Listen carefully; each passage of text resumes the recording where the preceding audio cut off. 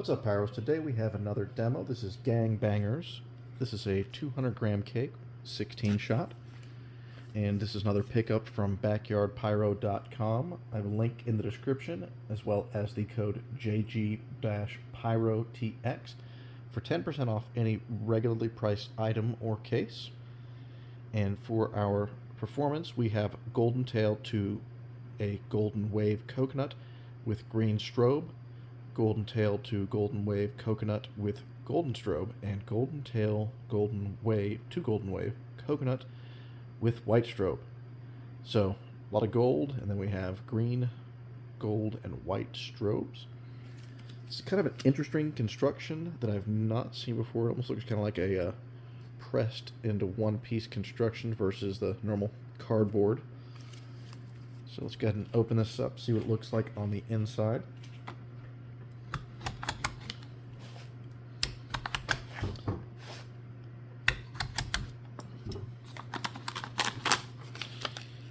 Interesting. Yes, I've never seen a cake constructed like this.